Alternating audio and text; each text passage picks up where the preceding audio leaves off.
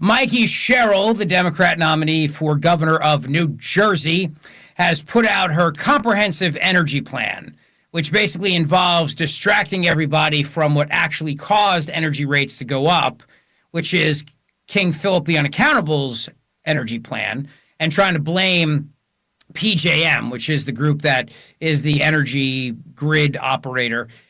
So she's promising an investigation into them and calling on the attorney general and saying on day one she'll investigate them, and also Trump. So that's happening as the king, his royal rugness, King Philip the Unaccountable, letting you know he does not want to be like the mayor in Jaws and tell you you can't swim, but he doesn't want you to swim, which also is an analogy that makes no sense, since the mayor in Jaws was literally telling everybody to go swim.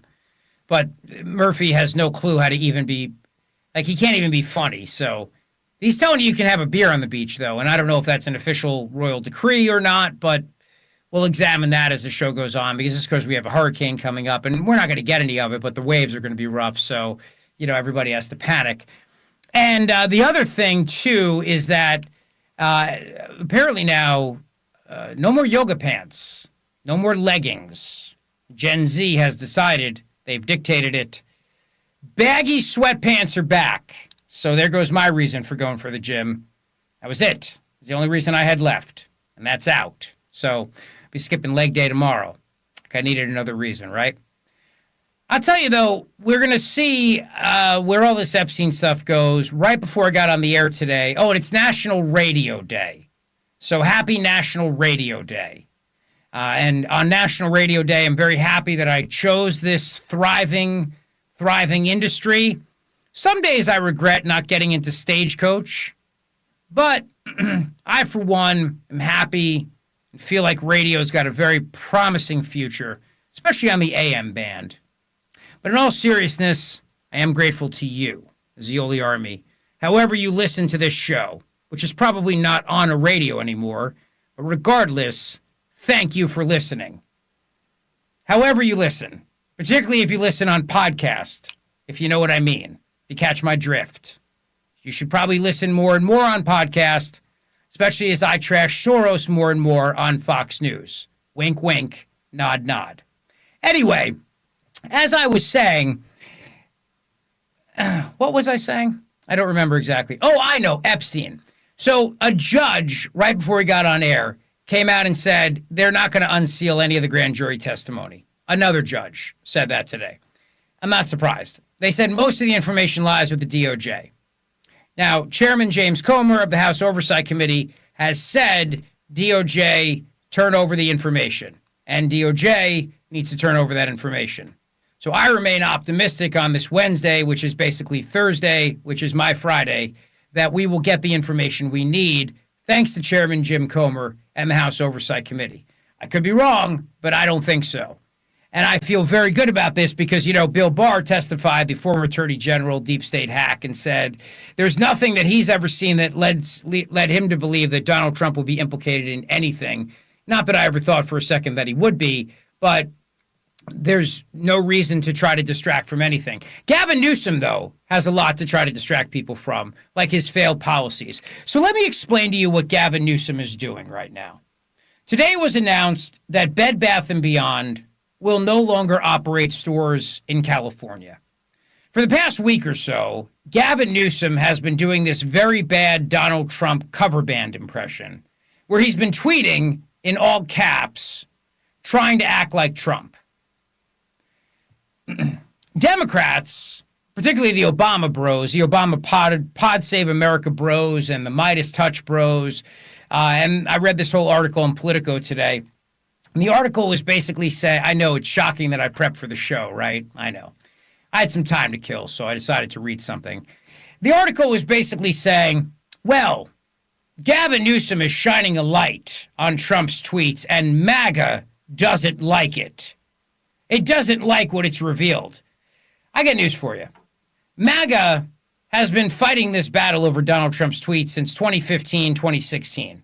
How do I know? Because I'm one of the people who got a dirty look from him on more than one occasion when I politely suggested maybe we rephrase that tweet. Sir. That ship sailed a long time ago. And there was a period of time when Joe Biden was president when we all said the same thing. You know what that was? You know what it was. Say it right now. Say it with me. Boy, I could really use a mean tweet right now. Or I really miss mean tweets. Or as you were filling up your car with gas and paying close to $4 a gallon, oh boy, would I love a good mean tweet right about now. Or maybe you were a mom in yoga pants, which apparently are on their way out now, according to Gen Z, and baggy sweatpants are back in, which means I'm out of the gym for good, and you were thinking, I could really use a mean tweet right about now. But Gavin Newsom has decided now that that's the secret sauce. That America, once they see how obnoxious these tweets really are, by him emulating them, that will change the trajectory of everything. I got news for you. When it comes to Trump's tweets, people fall into one of three categories. A, they love them. They wait for them. They love them. B, they can't stand them and vote for him anyway. Or C, they can't stand him and didn't vote for him. That's it. A, B, or C. So if you're in category A, you love the tweets, you think, or the X's, or the Truth Socials, or we'll just call them tweets for the sake of just, you know. You love them, you can't wait for the next one, you love them, they're great, you voted for them. B, you really don't like them, you can't stand them, but you voted for him because you like his policies. Okay. C, you don't like him, you didn't vote for him, so you went with basically either a jello brain, mush brain, or you went with a drunk who was tossing out word salads, and you somehow thought that was better for America than a guy who would throw out mean tweets. All right, that's basically one of the three categories that Americans fall into when it comes to Donald Trump's social media usage. Me, well, I think you know how I feel about this. I tried my best, and then I stopped trying. And at this point, I figure he's not changing. He's almost 80, and he won twice. Some would argue 3 times. At this point, he's going to do whatever he wants because the American people have rendered the verdict. They don't care enough to not vote for him. Meaning that when Team A and Team B get together, the votes outweigh the third group, the C group, and he wins. So he's going to just tweet away. Till his dying day, he's going to go after Taylor Swift, anybody who crosses him, anybody he feels like going after. Some people he'll go after and then he'll make up with. Like Selena Zito has a whole passage in her book about how he went after her and called her a fake news journalist. And then, of course, Selena Zito would go on and talk about how Trump loves her and praises her book. I mean, we were joking when we were at McCormick's Energy Summit how he was going to, he was saying Selena's name more than he was saying McCormick's name. So he does that sometimes, too. Like, he'll just go after somebody, and then the next day they're like besties again. But Newsom has been doing this bad cover band, and like all bad cover bands, they're never as good as the original. And I don't really even know what qualifies as a cover band anymore because, in my mind, if the lead singer of a band is dead and is replaced with a new lead singer, technically speaking, that's a cover band. But I have other people who disagree with me on this point. Because obviously we have bands that are touring today that have a different lead singer, but people argue that that's the original band. All right, fine. Some people tell me that if the lead singer is still there, but other band members have been replaced, it's still the original band. I would go with that. I really, in my opinion, think it comes down to the lead singer. I think anything else makes it a cover band. But what about a backup singer? I don't think that makes it a cover band. See, this is where you get into the Journey problem. Is Journey just a giant cover band at this point? I don't know. What if you replace the lead singer with a different lead singer? This is the Van Halen problem. Either way, I know this. Gavin Newsom's not as talented as any of those bands, and the act is already wearing very, very thin. So he's been posting to things on social media in all caps, railing about this person or that person, and he even went after America's sweetheart, Dana Perino. Now, Dana Perino is respected by people on both sides of the aisle. She really is. There are people who are Democrats who go on her podcast, Perino on Politics, of which I've been on 3 times. And we'll be on again very soon. I don't have a date yet, but I will be back on it. And I'm not just saying this because she's my friend and she brings me on her show once a week. And I was on there yesterday. I may have mentioned that. I was on America's Newsroom on Fox News yesterday. If I failed to mention that, my apologies. I should have brought that to your attention. So that's on me. But she truly is a genuinely sincere, kind person and is respected by both Democrats and Republicans alike. She treats people with respect, and she has friends who are Democrats, and she says nice things about Democrats. She's just a genuinely good person. And Gavin Newsom went on a tweet storm about her and called her names. And you know why he's doing that? Because he wants to distract from the fact that he gave a commercial driver's license to an illegal immigrant who can't speak English and can't even figure out road signs, which are pictures. And then, of course, did an illegal triple-lane U-turn in Florida and killed an entire family as a minivan vaporized into his semi-tractor trailer. And today, Gavin Newsom wants to distract everybody from the fact that the CEO of Bed Bath & Beyond has announced that he is leaving California. Won't do business in California. Won't do it. So I suggested, maybe instead of going after Dana Perino, maybe Gavin Newsom should, stop giving commercial driver's licenses to illegal aliens who can't speak English and end up killing people. Like just a thought. But this is what he said, in all caps. Dana Ding Dong Perino, never heard of her until today, is melting down because of me, Gavin C. Newsom.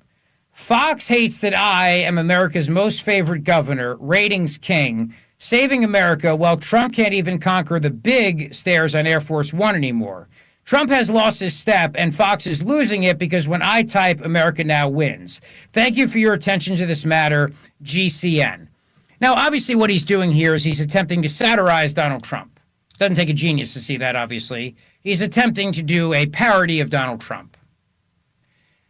People like Jon Favreau, the other one, the lesser Jon Favreau, not the actor, the Obama bro. People like that and the writers at Politico and some Democrats on the left think this is the greatest thing ever. Like, oh, we finally cracked the code.